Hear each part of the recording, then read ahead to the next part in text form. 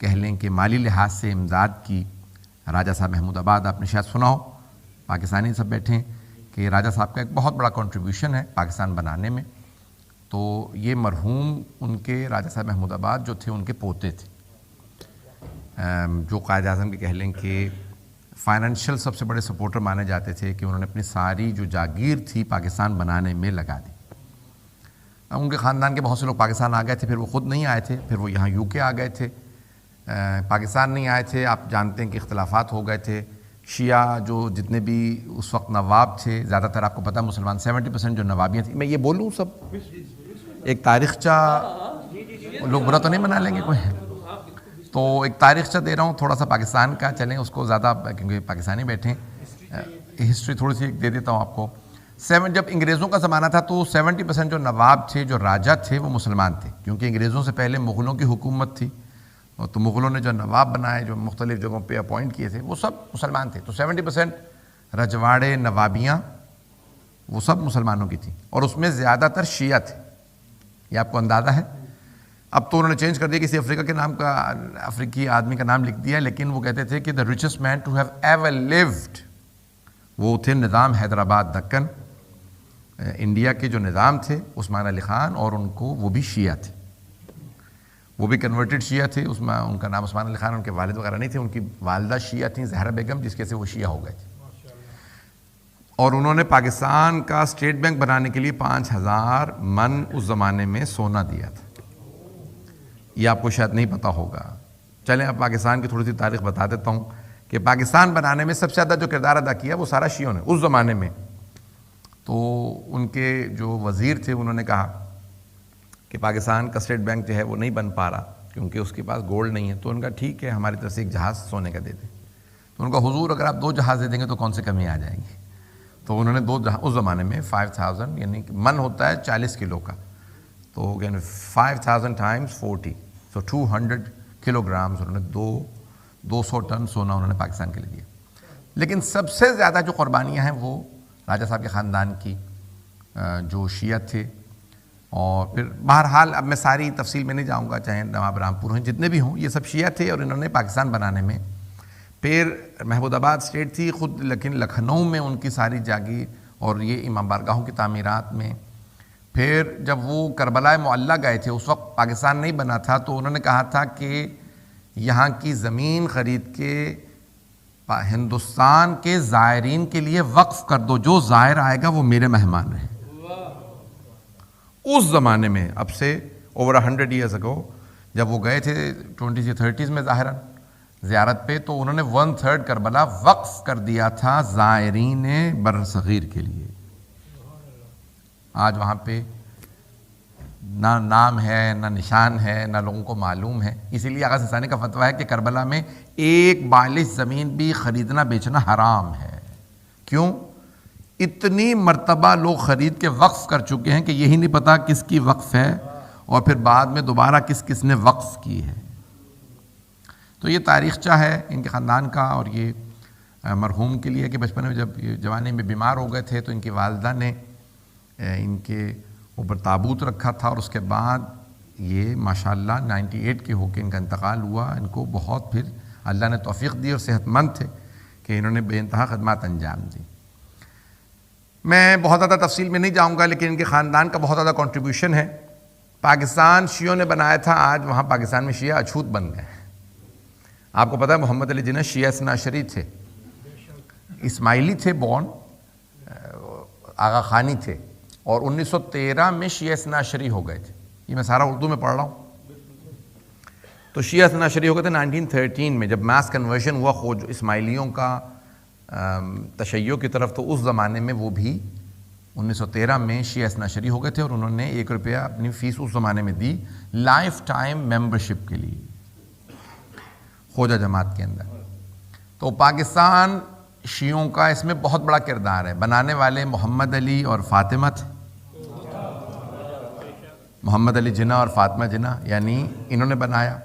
اور پیسہ بھی لگا تو شیعوں کا لگا، اس میں کنٹریبیوشن سب سے زیادہ شیعوں کا تھا. اور بنا بھی 14 اگست کو، 14 اگست کو، اور اعلان ہوا تھا رات کے 12:05 پہ کہ ایک مرتبہ 12 بجے ایک مرتبہ انہوں نے اعلان کیا کہ آج ابھی ریڈیو انڈیا تھا تو اس کا ریڈیو بند ہو گیا، اس وقت ٹیلی ویژن نہیں تھا، لیٹ 60s میں 67 میں ظاہراً پاکستان میں ٹی وی آیا، تو اس وقت ریڈیو تھا، ایک مرتبہ ریڈیو بند ہو گیا، سناٹا ہو گیا، سب پریشان، ریڈیو میں آواز ہی نہیں آ رہی، 5 منٹ بند رہا، 12:05 پہ آن ہوا اور اس پہ اعلان ہوا یہ ریڈیو پاکستان ہے۔ 12:05 پہ اعلان ہوا، 14 اگست کو بنا، اس میں 5 بھی ہیں، 12 بھی ہیں، 14 اگست بھی ہے، بنانے والے محمد علی فاطمہ بھی ہیں۔ تو جو ان سب سے 5، 12، 14 سے محمد علی فاطمہ کا بغض رکھتا ہو اسے پاکستان میں نہیں رہنا چاہیے، جو ان کا بغض رکھتا ہو پھر اس کا حق ہے کہ کہیں اور چلا جائے، کہ جہاں ان کے دشمن رہتے ہیں وہاں جا کے رہے، ان کے ملک میں نہ رہے۔ میں جانتا ہوں میں سخت جملے کہہ رہا ہوں، لیکن اب کیا کروں کہ جن مرحوم کی مجلس سے ان کے والد راجہ تھے خود، ان کے دادا راجہ صاحب محمود آباد، یعنی ان کے خاندان کی بہت زیادہ کنٹریبیوشن ہے۔ میں یقین مانیے آج اتنی ٹریفک کے اندر ابھی پہنچا ہوں، ابھی تو دماغ میرا ٹریفک سے نہیں نکلا اور میں ممبر پہ آ چکا ہوں، جو میں پیش کر رہا ہوں اسے قبول فرما لیجیے گا، مجمع ہے میرے ساتھ۔ ناظرین گرامی، بعض ایسی ہستیاں ہوتی ہیں کہ جن کا کنٹریبیوشن نسلیں اس سے فائدہ اٹھاتی ہیں۔ البتہ میں یہ بات نہیں پیش کروں گا کہ خود راجہ صاحب کے دربار میں بڑے بڑے علماء تھے، نجف کے پڑھے ہوئے، دیگر لکھنؤ، اور یہ خود لکھنؤ کیپٹل تھا شیعہ سٹیٹ کا، اودھ سٹیٹ کا شاید نام سنا ہو، لاہور کے بھی نواب شیعہ تھے، میرے بھائی نے میرا لاہور سے تعارف کروایا، لاہور کے بھی نواب جو قزلباش خاندان ہیں وہ شیعہ ہیں، یہ آپ کو پتہ ہے نا؟ اسی طرح سے خیرپور کے، اسی طرح سے بہاول پور کے، اسی طرح سے آپ کتنے نوابیاں گنواؤں، زیادہ تر نوابیاں سب شیعوں کے ہاتھ میں تھیں اور وہ سب کچھ چھین لیا گیا۔ تو یہ اب میں تفصیل میں نہیں جاؤں گا۔ تو خود لاہور کی عزاداری، وہ کہتے ہیں لکھنؤ کے اگر مد مقابل کوئی علم کے میدان میں اور عزاداری کی کنٹریبیوشن میں کوئی کبھی آیا تو لاہور تھا۔ تو لاہور کی ایک اپنی ثقافت ہے، اور اس وقت موجودہ جو اردو خطابت اور اردو عزاداری پوری دنیا میں رائج ہے، اردو، وہ سب لکھنؤ کا اس وقت کنٹریبیوشن ہے، وہ سب لکھنؤ کی پہچان ہے۔ یہ شروع میں حدیث کسا پڑھنا، پھر سوز خوانی ہونا، پھر اس کے بعد ایک سلام، پھر مرثیہ خوانی ہونا، پھر ممبر سے خطیب کا خطاب کرنا، پھر نوحہ خوانی اور پھر زیارت، یہ ساری تہذیب اور ممبر کی ادائیگی، بیان، یہ سارا لکھنؤ کا کنٹریبیوشن ہے۔ میرے پتہ نہیں جملے پہنچ رہے ہیں نہیں پہنچ رہے ہیں؟ تو عزیزان گرامی، لکھنؤ کی پوری تہذیب غالب ہے۔ پھر لکھنؤ کے مرثیہ خوان، بہت بڑے بڑے نامور مرثیہ خوان گزرے ہیں، میر انیس، مرزا دبیر، اور ایک پوری طویل فہرست ہے جو لکھنؤ نے ادب میں کنٹریبیوٹ کیا ہے۔ اور پھر پورے ہندوستان کے تمام جتنے بھی راجہ تھے، جتنے بھی نواب تھے، وہ سارے لکھنؤ آتے تھے اور کہتے تھے نجف کی شبی میری طرف سے بنوا دو، کربلا کی شبی میری طرف سے، مولا حسین کے روضے کی شبی میری طرف سے، مولا عباس کے، پتہ نہیں لوگ پہنچ رہے نہیں پہنچ رہے۔ آپ کو لکھنؤ میں سارے کاظمین بھی ملے گا، سمرہ بھی ملے گا، نجف بھی ملے گا، کربلا بھی ملے گا، ساری زیارات کی شبی جیسے اس زمانے میں تھیں سارے نوابوں نے لکھنؤ میں بنوائی تھی۔ عزیزان گرامی، آج کوئی تصور نہیں کر سکتا کہ اس زمانے میں جب آپ جائیں گے لکھنؤ تو آپ کو اندازہ ہوگا کہ آج بھی جو مرکز ہے تشیع کا ہندوستان میں وہ لکھنؤ ہے، اس کا بہت بڑا کردار ہے، عمل ہے۔ سب سے پہلے 400 سال پہلے شیعوں نے اپنا مرکز بنایا۔ آپ ہی نے کہا کہ پڑھیں سارے تاریخ، سب سے پہلے شیعوں نے اپنا مرکز بنایا ہندوستان میں، یعنی برصغیر میں، اور وہ لکھنؤ بنا۔ اور پھر دیکھا دیکھی 150 پونے 200 سال پہلے وہابیوں نے بنایا دیوبند میں، اس لیے وہ لوگ دیوبندی کہلاتے ہیں، دیوبند میں۔ پھر بریلی میں بنایا ہمارے اہل سنت بھائیوں نے 150 سال پہلے، اعلیٰ حضرت آپ کے ذہنوں میں ہے نا؟ تو اعلیٰ حضرت نے جب یہ بنایا، وہ ان کو کہتے ہیں کہ جو احمد رضا خان بریلی کے رہنے والے تھے اس لیے بریلوی کہلاتے ہیں، اہل سنت، انہوں نے مرکز بنایا۔ انہوں نے ہمارے بعد مرکز بنائے ہیں، 400 سال پہلے مرکز بنا شیعوں کا لکھنؤ، جو لکھنؤ کے بڑے بڑے نوابین تھے سب شیعہ تھے۔ اودھ سٹیٹ بنی تھی جو علی گڑھ سے لے کے جون پور تک، یہ پوری سٹیٹ شیعہ تھی۔ پتہ نہیں لوگ میری باتیں پہنچ رہی ہیں یا نہیں؟ علی گڑھ سے لے کے جون پور تک یہ سب اکثر آپ کو سادات کی بستیاں ملیں گی، کہیں رضوی سادات ہیں، کہیں زیدی سادات ہیں، یہ ساری کی ساری کاظمی سادات، نقوی، یہ ساری بستیاں، یہ سارا علاقہ شیعوں کی سٹیٹ سے، وہاں پہ ہندو اور وہاں اہل سنت سب رعایا تھے، اور اس کے کیپٹل کا نام لکھنؤ تھا۔ لکھنؤ اس کا کیپٹل تھا.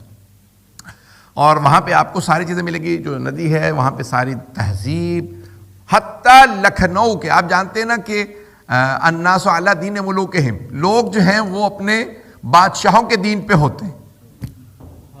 مجھے نہیں معلوم, میرا مجمع ہے میرے ساتھ, لوگ اپنے بادشاہوں کے دین کو فالو کرتے ہیں, اپنے حکمرانوں کو زیادہ مانتے ہیں. جب سارے نواب اور سارے کے سارے راجہ شیعہ تھے تو وہاں کے ہندو بھی مرثیہ کہتے تھے, ہندو بھی سلام کہتے تھے, نوحے لکھتے تھے.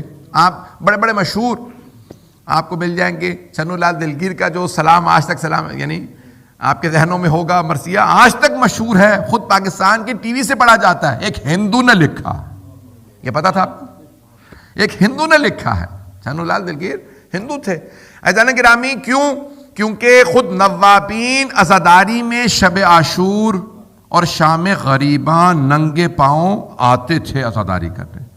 تو جب سارے کے سارے لوگ پوچھتے تھے, ہندو پوچھتے تھے, یہ بادشاہ سلامت جا رہے ہیں, کیا ہوا, کس کا انتقال ہو گیا؟ کہاں اب سے 1200 سال پہلے, 1300 سال پہلے, 1100 سال پہلے نواسہ رسول حسین کو شہید کیا گیا. لوگ متاثر ہوتے تھے, ہندو ارے 1100 سال پہلے کی بات کو یہ اس طرح سے اب تک یاد رکھے ہوئے ہیں.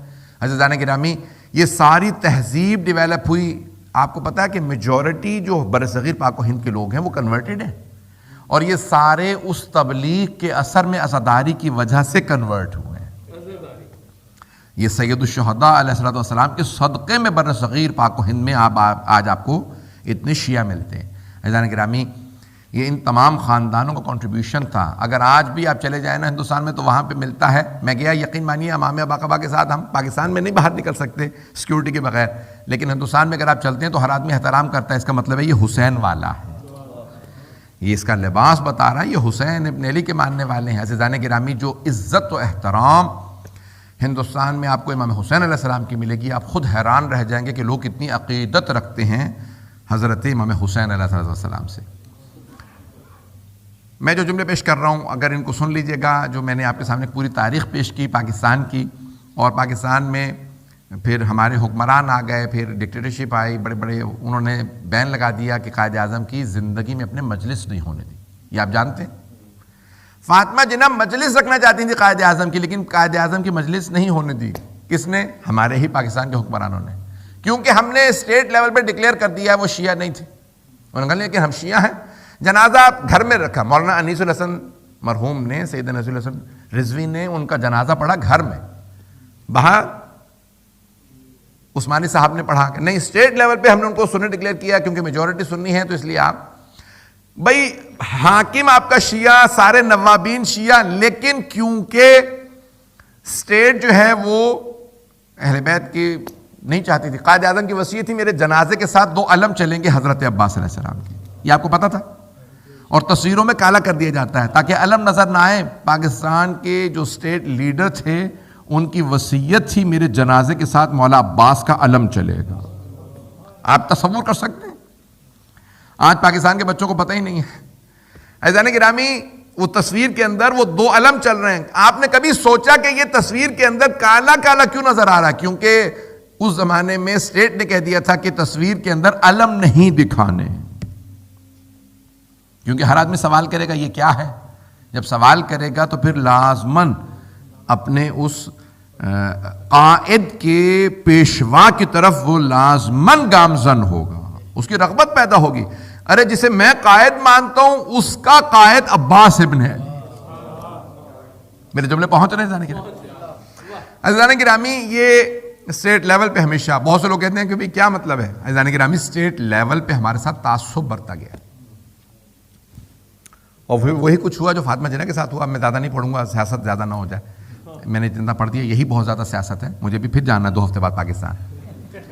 تو عزیزان گرامی یہ اسٹیٹ لیول پہ تشیع کو پھر اپنی زندگی میں نام نہیں لینا چاہتا, پاکستان کی ایک ہی وزیر اعظم خاتون گزری ہیں, انہوں نے ارلی 90s میں پابندی اٹھائی کہ نہیں قائد اعظم کی مجلس ہو سکتی. یہ آپ کو پتا ہے؟ یہ آپ کو پتا تھا؟ انہوں نے پابندی اٹھائی کہ آپ مجلس کر سکتے ہیں. لاہور میں مولانا سید ابو الحسن نقوی صاحب نے مجلس پڑھی, اور کراچی کے اندر مجلس ہوئی قائد اعظم کی جنرل ضیاء الحق کے بعد جب تک یہ لوگ رہے تب تک مجلس نہیں ہونے دی، قائد اعظم محمد علی جناح کی مجلس نہیں ہونے دی۔ اب آپ تصور کر سکتے ہیں کہ بالکل لگتا ہے کہ جو اسلام کے صدر اسلام میں جو کچھ ہوا تھا وہی لگتا ہے پاکستان میں دوبارہ ریپیٹ کیا گیا۔ بہت سخت الفاظ میں نے ساری باتیں پڑھ دی ہیں، آپ لوگ سوچ رہے ہوں گے مولانا یہ سیاست میں بولتے ہی نہیں، یا پھر مردہ جب بولتا ہے تو کفن پھاڑ کے بولتا ہے، اتنے سخت الفاظ میں بول رہے ہیں۔ حالانکہ مجھے 2 ہفتے میں جانا ہے پھر پاکستان ایام فاطمیہ کے لیے، لیکن عزیزان گرامی یہ ہوا، یہ تاریخ ہے ہماری کہ جہاں پہ اتنا تعصب برتا گیا۔ عزیزان گرامی مرحوم سیلف میڈ انسان تھے، پاکستان میں آئے اور انہوں نے بالکل صفر سے سب کچھ شروع کیا اور اپنے آپ کو دوبارہ ڈیولپ کیا، خاندان کو ڈیولپ کیا۔ میں نے دیکھا ہے کہ وہ افراد جو ہجرت کر لیتے ہیں وہ ہجرت کرنے کے بعد دوبارہ اپنے اندر وہ جدیت لے آتے ہیں، وہ طاقت لے آتے ہیں۔ آپ سب مہاجر بیٹھے ہیں، جو پاکستان سے آئے وہ ہجرت کر کے آیا۔ عزیزان گرامی ہجرت کی بے انتہا رغبت دلائی گئی ہے، کبھی بھی غریب نہ رہنا۔ جب ہجرت کرو گے تو دوبارہ تمہارے اندر رغبت پیدا ہوگی ترقی کرنے کی۔